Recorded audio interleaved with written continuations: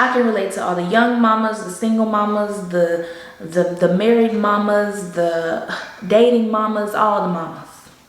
So come on in, let's talk about it. What's up, you guys? Welcome back to my channel, or welcome if it's your first time. I am Brandy, and as y'all can tell by the title, we're gonna be getting into some real ish today. So if you're new here, go ahead and hit that subscribe button, girl, and let's go ahead and get right into this video. Let me go ahead and put this disclaimer. I'm not a professional. I'm not a professional. I'm not a doctor. I mean, I'm a professional, just not in this profession. But I'm not a doctor. I can't diagnose. I can't tell you what's really gonna work for you. These are just things that have worked, things that I have seen work for other people, and I'm just sharing. I'm just sharing.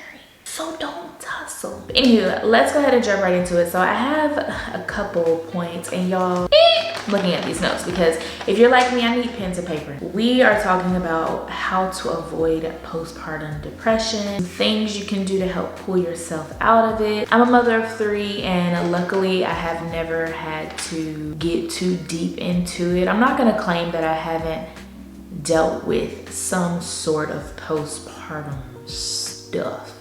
I'll just say this, my anxiety postpartum is very, very bad. But when it comes to depression, thankfully I have been able to avoid that. And I honestly feel like some of the things I'm gonna go over today are why I was able to avoid that. Short and sweet, to the point. Take notes if you want to, girl. Screen record, do what you gotta do. So number 1 is, what makes you happy? What are the things that you like to do? Take a mental note of that. Take a mental note, take a real note, put notes in your phone. What are at least 10? At least 10, because there should be a lot of different things that you enjoy doing, things that make you happy. Once you have those 10 things written down, or you have a mental note of those things, now let's move on to, okay, what do you need to be doing after I write these down? I know it makes me happy, but now what? So along with what makes you happy, what puts you in a good mood when you're in your individual space? Cleaning, organizing, bubble baths, binge watching TV. Do you like to read books? Do you like to do yoga? What are some things that you like to do in your individual space? Now, the reason that I'm talking about like what makes you happy, what do you like to do? Well, obviously, because a lot of times when you're in depression, you're pretty sad. Like you don't find things that make you happy. You don't find things that you enjoy doing. You kind of neglect those things. They're kind of put on the back burner, and you're not taking at least 10 minutes, y'all. Maybe even 5 minutes out of your day to indulge in those activities. So for me personally, one thing that really, like, I know for a fact, if I can't depend on anything else, I know for a fact, if I put on music, my mood is like, it's like, okay, I'm back, I'm alive, I'm good, I'm good, I'm good. And even if I'm taking the time to just listen to 3 songs that I really enjoy, it's a mood changer. If you like yoga, taking the time to just do a couple stretches to make yourself feel good. You like going on walks, you like fresh air. These are little things that you can do throughout the day that just put a positive light in your mood. Finding a good routine for you and your baby. I'm a stickler. I'm a stickler for trying to get in some type of routine. Although I might not stick to the routine, I have a mental routine of what I would like to happen. So I strive every day to try to stick to that routine. And after a while, you find what works for you find what doesn't work for you, so that you can finally come to a set routine for you and your baby. Having a set routine for you and your baby will not only allow time for you to do the things that you like to do, but the baby will be happy too, because y'all not over here yelling at each other. Why are you yelling at me? Y'all know, I don't know if you've ever heard your grandma say it, your auntie say it, your mama say it, when the baby sleep, go to sleep. I am very hard-headed when it comes to that too, but when I tell y'all, it really does make a difference. Even if you've taken a power nap, a good 15 solid minutes, where you're like, all right, I'm gonna set an alarm, I'm gonna rest my eyes, I'm gonna get just some type of newfound energy out of this little power nap that I have, so that I can wake up and be productive. I can wake up and just chill, laying in the bed all day, not being productive. Those are things that are gonna add to your stress. It's gonna add to your depression, because now you feel like you're not being productive. You feel like you've let a whole day go by and you just can't get out of bed. No, get up, take quick naps. When the baby sleep, Take a nap the next time the baby goes to sleep. Do yoga the next time the baby sleeps. Listen to music the next time the baby sleeps. Fold clothes. If you're home with your baby, find a routine, find a schedule that works for you guys. Within this routine, there might be a time where you create kind of like a baby station. I know a lot of times we like rip and run when we need certain things, but actually taking the time out to create a station full of the baby necessities that you need, your Pampers, your wipes, your gripe water, your diaper rash, your nose syringe, your baby Frida, your lotion, all of the things. Having a station where you can just go to it, you know everything's there, your burp cloths. It's just, one, it's just aesthetically pleasing to have, but two, it ain't no stress about it because you know where it is. You know where it is. You have backups. You have backups on your baby station. Literally doing things that aren't going to add an added irritation to yourself. Your girl can relate to a lot of different sides of having a child, okay? So I got pregnant with my first son at the age of 19. I had him at 20 and I was a single mom and broke.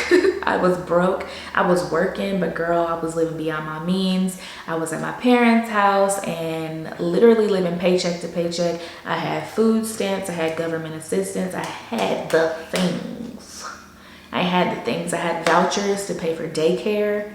Y'all, the resources are out there for you, sis. Listen to me when I say, don't get so prideful within yourself to where you're like, I don't need that. I don't need those vouchers because my baby can just stay home with me. Well, girl, when are you gonna have some time for yourself? There is assistance, there's help out there for situations to just help bring yourself out of whatever you're going through. I'm a living testimony to that. When you think about assistance and things, I know for some people it may sound like a bad thing, it might sound negative, and it really just is kind of upsetting to you. But when you think of it as this is just helping me get out of where I am, girl, run me my food stamps. I was getting like $450 a month in food stamps. You would be a fool not to do it. It's health and mental health. That's really that's really like the whole big picture. Eating healthy, drinking water, being active. I know. But when you look good, you feel good. Like the things that people say, these little quotes that people say, they are not just, okay, some of them are just like, but a lot of them are really true. You have more energy, you have more patience, taking care of that mental state and whatever that looks like for you. Another huge part of mental health is setting boundaries. Setting boundaries when it comes to being a new mom and dealing with postpartum could really be a video in itself because that is so important. Setting boundaries with family, friends, whoever you're in a relationship with, all of y'all. I need everybody to have a boundary. This is your child. And although I do appreciate all the advice that you guys give of what I should do with my child and how to do the things, I need to learn too for myself, because the way that you brought up your child and the way that I want to bring my child, it might be different. Not mine, but a lot of these aunties, social media mamas, they like to help you like take care of your baby, and it's like do so respectfully. It's okay to say no. Surrounding yourself with people who respect your time and are okay with you choosing yourself sometimes. Like I said, going back to assistance, going back to support, if you are in a bad environment, there's too many opportunities out here, especially after COVID, for a job, for you to make your own money, for you to get out of the situation that you're in. Take those few minutes out of the day to research. Take those few minutes out of the day to find different things that might work for you in your situation. The last thing you need to do is be spending 24 hours in a toxic environment with your baby and not doing anything or putting your best foot forward to come up out of that. Your girl has grown a lot, because let me tell you guys, I was young, I was dumb, I was under the impression, I wasn't dumb, I'm not gonna say that. I was young, I was learning. The way I went about being a single mother and the father of my child was that you weren't just going to be able to like pop up here and pop out and pop up and pop. Either you're here or you're not. I remember somebody telling me it just doesn't come as easy for some men. For whatever freaking reason, it just not come naturally for them. The things that we're like, but how you got a whole child but you not. Some of those things are just not, it's not what we expect. It doesn't mean that they don't love them, and sometimes that's not what that means.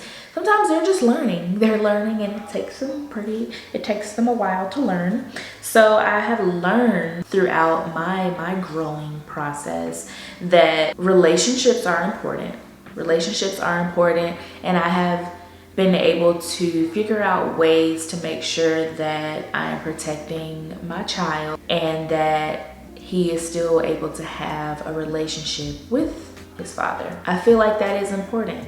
Now, if you know that maybe the father is not gonna stick to his word, he's not gonna show up, and then you as a mother are able to protect your child in situations like that. So maybe not tell your child of the plans that were made. Maybe not allow your child to hear the different things that you think about their father or whatever, you know. Just allow your child to have kind of that adolescent mind about what's going on, that naive mind as to what's going on, and allow your child to enjoy their other parent and whatever that looks like. I remember being pregnant and not really being present in like what was getting ready to happen, if that makes sense. Like, I knew that I was getting ready to have a baby. I knew that my world was going to be turned upside down, but I don't think I realized the weight of motherhood itself. I didn't realize how much was literally going to be sitting on my shoulders as a woman,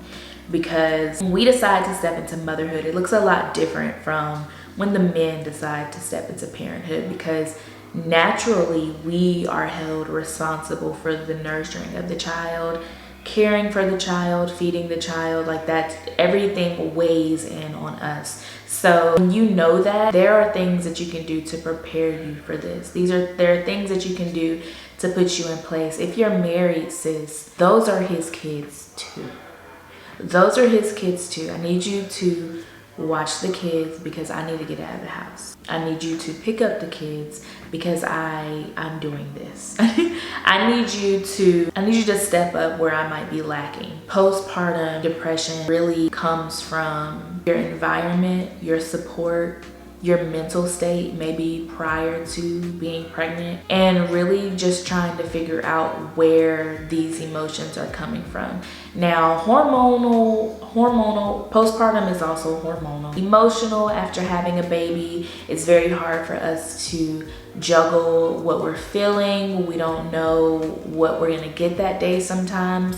But just taking it slow, not self-diagnosing yourself. Knowing that whatever you are going through is so temporary. It is so, y'all, it is so temporary. 6 years ago, my life, my son is 6, my life looked completely different. So if you have your baby right now, you're feeling like, this is never gonna get better. Trust me, it is.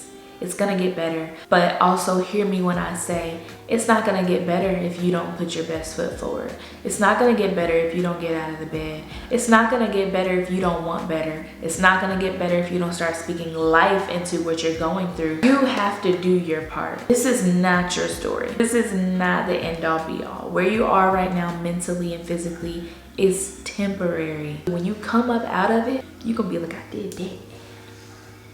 If you are one who is dealing with postpartum depression, don't beat yourself up. Mom guilt is the worst. Mom guilt is the worst, and it's normal. It's normal. Y'all, I have 3 kids and I still be like, like punching myself in the face. Like, why did I do that? Why did I say that? Are they okay? Listen, it's normal. And just enjoy motherhood. Don't get so caught up in where you are right now that your child is growing, and you're so focused on I'm in this and I hate it, I'm in this and I'm hated, and I'm in this and I hate it, and you're missing milestones. Take your phone out, girl. Take your phone out. Take a video. Take pictures of your baby. I hope you guys enjoyed this video. Again, like I said, these are just some tips and things that I feel like would help. If you are out there and you are dealing with some of these things, reach out to me.